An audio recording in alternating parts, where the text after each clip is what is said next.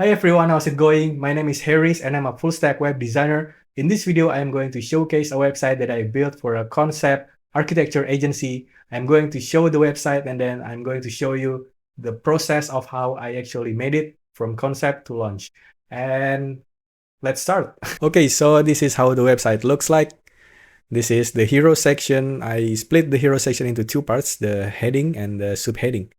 And this is the CTA button, which leads the customer, the visitor, about what they want to do when they visit our site and what we want them to do, which is to make inquiry about the project they are working on. And then next up, we have this section introduces the lead architect. And this is the project she is known for. And next up, we have by architect. We have project showcase. So we showcase their project right away.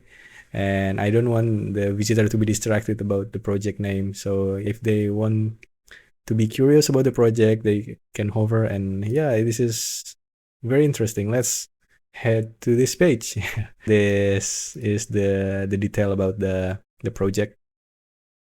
The client name, location, category, and stuff, and then gallery if there are more photos. This is a dummy photo. Behind the screen, there are a lot more projects, but the editor can choose which project they want to highlight. There are only 12 projects that we want to highlight at the time. And then this is social proof section. This is basically just a review about their services from the company that hired their service. Okay, last one is the CTA button. So yeah, after we finish showcasing what we want to showcase to our visitors, we lead them to what they might want to do and what we might want them to do, which is to make inquiry about the projects they want the next day arch to provide. And then last one is the footer. Okay, let's head to the make inquiry section.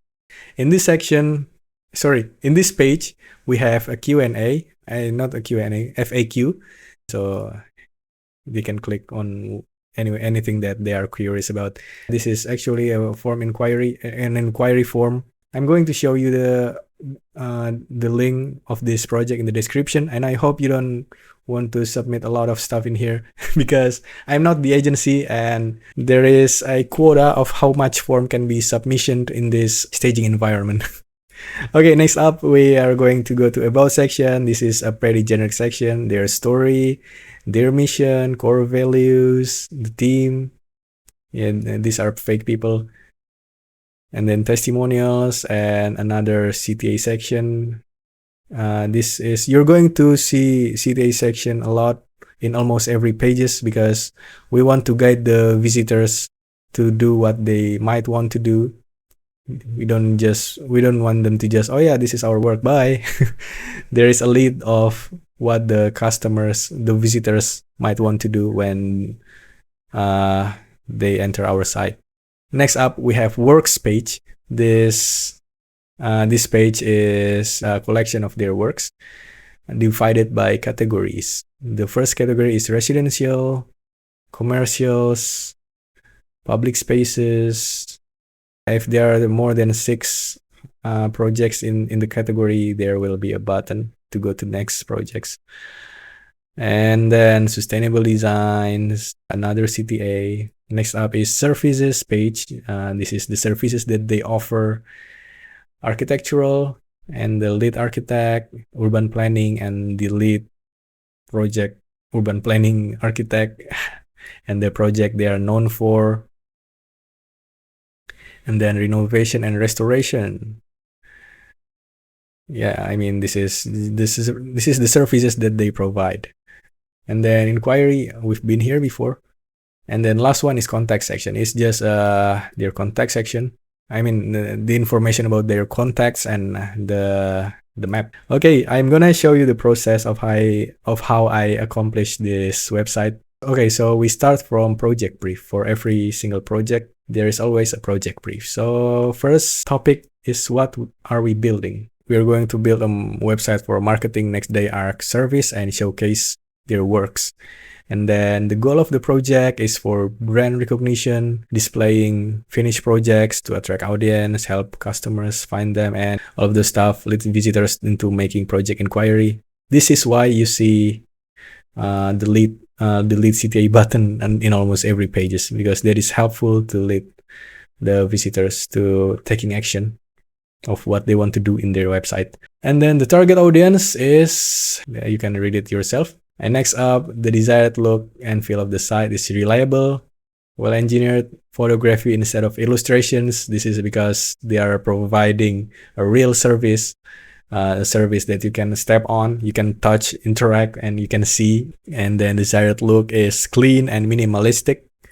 But yeah, a lot of image doesn't mean it's not minimalistic.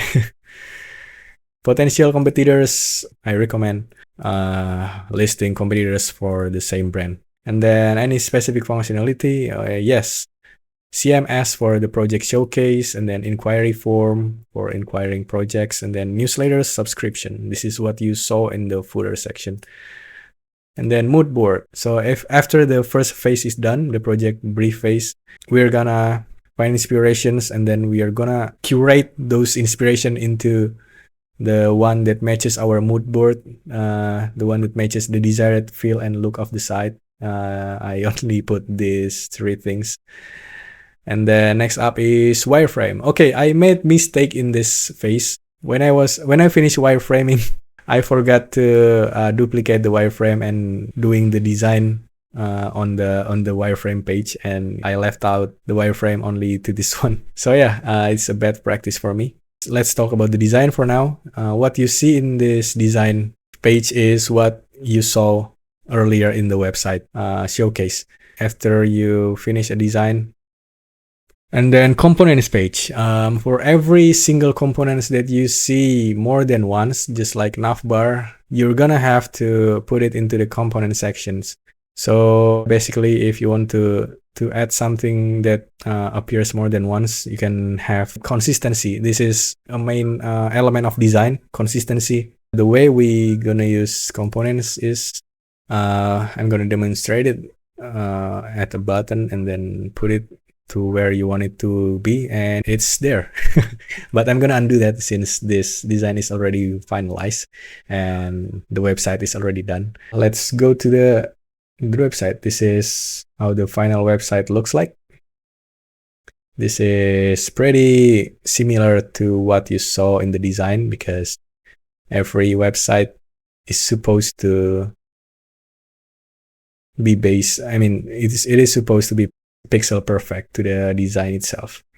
And thank you for tuning in. That's more or less everything that I can show you about the website that I just built. I actually have a few self-reviews about that project, which I actually applied in the project that I did after that one. And the first review is that I didn't use a class naming system. This is going to be a problem if your website scales up and you're going to need more developers. You're going to train a new developers about how the class naming system are decided in your project. It's better to use standardized class naming system on Webflow. I would recommend FinSuite Client First Style Guide, class naming system. Or if you don't want to use that, we have Lumos by Timothy Ricks. The second one is I didn't use Style Guide. This is also going to be a problem when you're working with more developers. So Style Guide helps you see the design decisions that you make in actions. The last one is sitemaps. Sitemaps contains every pages in the website that you are going to build and every sections inside of it. It's going to help you see the bigger picture and analyze if the decision that you are going to make in your design in your website is going to solve your business needs. You're going to need sitemaps to plan out your website. Yeah, and actually, I applied those self-reviews that I did after this project, and I'll talk about that with you soon. If you made it this far, I say thank you for tuning in. I'll see you again in my next videos. Bye.